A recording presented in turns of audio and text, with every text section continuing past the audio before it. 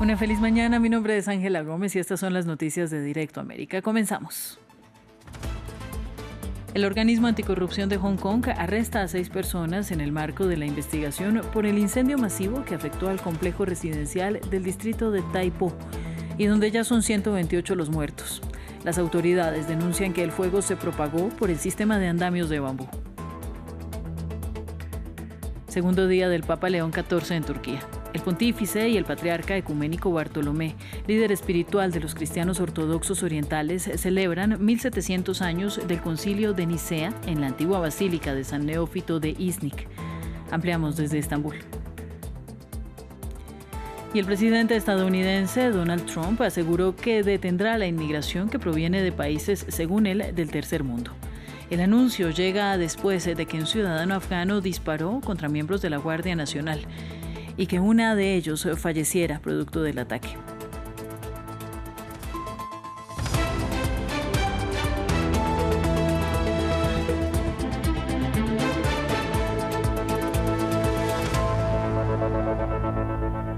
Hay indignación en Hong Kong a medida que crecen las denuncias del uso de material inseguro en las renovaciones de 7 torres residenciales de gran altura que quedaron envueltas en llamas. Según informó el medio South China Morning Post, el organismo anticorrupción de Hong Kong arrestó a 8 personas en el marco de la investigación por este incendio masivo, donde ya fueron confirmados 128 muertos. Las autoridades informaron el año pasado a los residentes del complejo de viviendas que se enfrentaban a riesgos de incendio relativamente bajos, tras quejas continuas por los peligros de las obras de renovación. Creemos que el incendio se inició en la red protectora instalada en el exterior de las plantas bajas, cerca de la casa Wang Xiong. Luego se propagó rápidamente hacia arriba tras prender fuego a los paneles aislantes de poliestireno, alcanzando varias plantas. En poco tiempo el incendio se extendió a otros 6 bloques del tribunal Wang Fuk. El calor incendió los paneles de espuma fijados a los marcos de las ventanas, provocando la explosión de los cristales y permitiendo que las llamas se extendieran rápidamente al interior. En más noticias, sigue el recorrido del Papa León XIV por Turquía. Tras reunirse con obispos, sacerdotes y laicos católicos en la Catedral del Espíritu Santo de Estambul, el pontífice conversó con el gran rabino de Turquía y, junto al patriarca ortodoxo del país, conmemoró 1700 años del Concilio de Nicea, precisamente desde la antigua Basílica de San Neófito de Iznik, el sitio de la antigua Nicea. Desde Estambul nos explicaba nuestro corresponsal Adrián Rocha. Este ha sido precisamente el gran motivo por el cual el Papa ha realizado durante este 2025 este primer viaje, que ha sido sobre todo en Turquía, porque fue en Nicea en el 325 cuando se celebró el primer concilio de la Iglesia naciente, en ese momento en el 325 después de Cristo, que sirvió sobre todo para establecer los cánones de la Iglesia y del cristianismo, que después pasarían, cuando ocurrió el cisma dentro de la Iglesia, tanto a ortodoxos como a cristianos católicos primero, después sobre todo por supuesto protestantes y demás credos cristianos. Este es de hecho el gran objetivo del Papa León en su viaje a Turquía, que sigue la estela del Papa Francisco, quien fue de hecho el que organizó este primer viaje, que intentaba crear más lazos y vínculos entre las iglesias católicas de Roma y la ortodoxa de la antigua Constantinopla. Recordemos que el patriarca de Constantinopla, que está también hoy en esta misa que se celebra en la antigua ciudad de Nicea, es el líder espiritual de todas las iglesias ortodoxas del mundo. Tiene una excelente relación con el Papa Francisco y busca tenerla con el Papa León, con quien deberán llegar a algún tipo de acuerdo o declaración conjunta, sobre todo firmada mañana, al que supuestamente estrecharán más lazos entre las dos iglesias. Y según se rumoreaba antes con el Papa Francisco, algo que se desconoce hasta la fecha, es que es posible que ambos líderes lleguen a algún tipo de acuerdo para celebrar fechas religiosas en las mismas fechas del calendario. Recordemos que en la actualidad la ortodoxia celebra, por ejemplo, Pascua y Navidades 1 o 2 semanas después que lo que marca el calendario de la Iglesia Católica. En una nueva ofensiva contra Cisjordania, Israel está nuevamente bajo sospecha de cometer ejecuciones extrajudiciales contra ciudadanos palestinos. Un video mostró cómo 2 hombres aparentemente desarmados y con las manos en alto fueron asesinados a quemarropa por soldados israelíes. Veamos el informe. Una operación que pone en el ojo del huracán el actuar de las tropas de Israel en la Cisjordania ocupada. 2 hombres presuntamente desarmados levantan sus manos en señal de paz en medio de un operativo. La respuesta, disparos de frente y a quemarropa. Las autoridades palestinas identificaron a los hombres como Al-Muntasir Abdullah, de 26 años, y Youssef Azazah, de 37. Las fuerzas de ocupación israelíes ejecutaron a sangre fría a 2 jóvenes palestinos en Jenin, incluso después de que se hubieran entregado, una ejecución extrajudicial flagrante que consiste en una violación del derecho internacional humanitario. En un comunicado, el ejército israelí dijo que los 2 hombres eran militantes buscados que habían lanzado explosivos y disparado contra las tropas. Además, Israel dijo que investigaría los asesinatos. Los efectivos que dispararon a los hombres eran parte de la policía fronteriza, una unidad especial que a menudo opera junto con el ejército. El ministro de Seguridad Nacional ultraderechista Itamar Ben-Gvir, quien supervisa la Policía Nacional, dijo que las fuerzas habían hecho lo correcto. Brindo apoyo total a la Guardia Fronteriza y a los combatientes de las fuerzas de defensa que dispararon contra terroristas buscados que salieron de un edificio en Jenin. Los combatientes actuaron exactamente como se esperaba. Los terroristas deben morir. Las muertes ocurrieron en el contexto de una operación militar a gran escala en la Cisjordania ocupada. Israel asegura haber intensificado su campaña en una ofensiva que ha dejado varios muertos y decenas de personas arrestadas. El número de muertos por las inundaciones en amplias zonas del sudeste asiático ascendió a 321. Las autoridades trabajan aún para rescatar a las personas varadas, restablecer el suministro eléctrico y las comunicaciones y coordinar las labores de recuperación, mientras las aguas comienzan a retroceder. Grandes zonas de Indonesia, Malasia y Tailandia se han visto afectadas por las lluvias torrenciales impulsadas por ciclones durante una semana. En la isla indonesia de Sumatra, gravemente afectada, se confirmó la muerte de 174 personas. Aunque la lluvia había cesado, 79 seguían desaparecidas y miles de familias se encontraban desplazadas.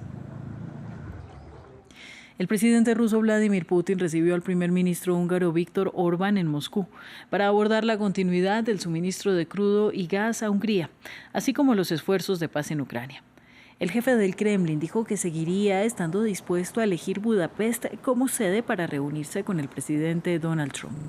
Y es que Putin y el jefe de la Casa Blanca acordaron en octubre reunirse en la capital húngara. Pero el estadounidense canceló el encuentro, alegando que no quería que fuera una pérdida de tiempo. Orbán ha mantenido estrechas relaciones con Moscú pese a la guerra en Ucrania y sigue dependiendo en gran medida de la energía rusa, pese a los esfuerzos contrarios de la Unión Europea. Y en un momento crítico para Ucrania, las autoridades anticorrupción allanaron la residencia del hombre más poderoso después del presidente Volodymyr Zelensky, su jefe de gabinete, Andriy Yermak. ¿Podría este escándalo de corrupción hundir en las negociaciones de paz con Rusia y desestabilizar al gobierno en Kiev? Les ampliamos en el informe de Samuel Salgado Castro. Es el hombre en las sombras del poder en Ucrania, Andriy Yermak, jefe de gabinete del presidente Volodymyr Zelensky y principal artífice de las negociaciones de paz. Este viernes su rostro aparece en la portada del medio ucraniano más conocido en el extranjero, The Kyiv Independent, que titula que Yermak podría ser imputado muy pronto, una afirmación atribuida a los investigadores que llevan un caso de corrupción en su contra y que hoy lo tienen contra las cuerdas. Las autoridades allanaron su apartamento y oficina en Kiev.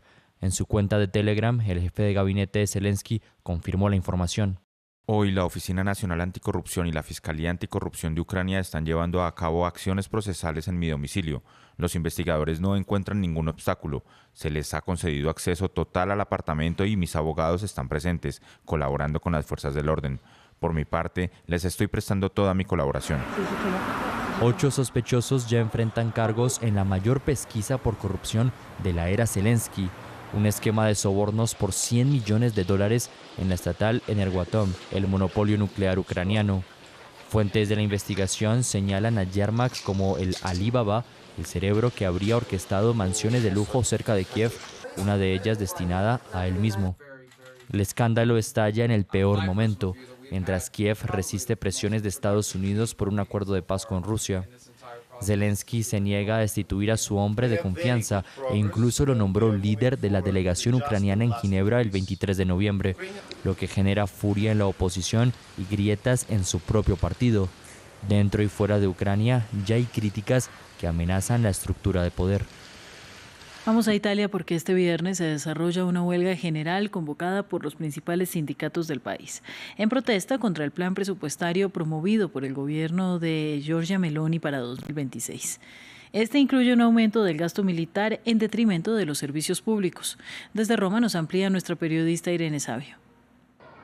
Sí, hola, ¿qué tal? Italia enfrenta otra jornada de protestas contra el gobierno de Giorgia Meloni y esta vez por las políticas de aumento del gasto militar de la primera ministra italiana. La movilización que se alargará durante todo el día de hoy y que está afectando especialmente al sector de los transportes ha sido convocada por algunos sindicatos izquierdistas que de hecho creen que Meloni está llevando Italia hacia derivas militaristas, también dañando el sistema de bienestar italiano. También protestan contra la última ley de presupuestos y contra esa promesa de Meloni al presidente estadounidense Donald Trump de llevar el gasto militar hasta el 5% del PBI en la próxima década. La movilización además coincide con el anuncio del ministro de Defensa Guido Crosetto de que planea presentar una propuesta ante el Consejo de Ministros italiano para introducir también en Italia el servicio militar voluntario, siguiendo así los pasos de Francia y de Alemania. Según Crosetto, el país necesitaría de unos 10.000 reservistas más en caso de crisis o guerra. Pasamos a Estados Unidos. El presidente Trump aseguró que detendrá la inmigración que proviene de países, según él, de tercer mundo. El anuncio llegó luego de que un ciudadano afgano disparara contra miembros de la Guardia Nacional y una de ellos falleciera este jueves por el ataque. Diego Bassani tiene la historia. Donald Trump intensifica su mensaje contra los migrantes. El ataque armado a tiros en Washington, que alcanzó a 2 miembros de la Guardia Nacional, de los cuales uno perdió la vida y que presuntamente fue perpetrado por un ciudadano de Afganistán, provocó el anuncio de nuevas medidas contra aquellos extranjeros que buscan establecerse en Estados Unidos. Detendré permanentemente la migración desde todos los países del tercer mundo para permitir que el sistema de Estados Unidos se recupere por completo, terminar con todas las admisiones ilegales de Biden y eliminar a cualquier persona que no sea un activo neto para los Estados Unidos o que no sea capaz de amar a nuestro país, terminar con todos los beneficios y subsidios federales para los no ciudadanos de nuestro país, desnaturalizar a los migrantes que socavan la tranquilidad doméstica y deportar a cualquier nacional extranjero que sea una carga pública, un riesgo de seguridad o no compatible con la civilización occidental. Un anuncio que se suma a la decisión de la Casa Blanca de revisar las denominadas Green Cards de ciudadanos de 19 países del mundo. En respuesta, este viernes, las Naciones Unidas pidieron a Estados Unidos respetar los derechos de los migrantes. Estamos al tanto de los comentarios del presidente. Lo que diría es que todos los estados, independientemente, tienen obligaciones en materia de derechos humanos, y particularmente cuando se trata de preocupaciones de protección de personas que han huido de sus países y han buscado refugio en otros lugares. El FBI y los servicios de inmigración anunciaron que revisarán la situación de todos los afganos que ingresaron bajo la administración Biden y suspendieron todas las solicitudes de inmigración en curso por parte de los ciudadanos del país asiático, medida enmarcada en la nueva perspectiva migratoria estadounidense que, según el Instituto de Políticas de Migración, ha derivado en 340.000 deportaciones por parte del ICE en lo que va del 2025.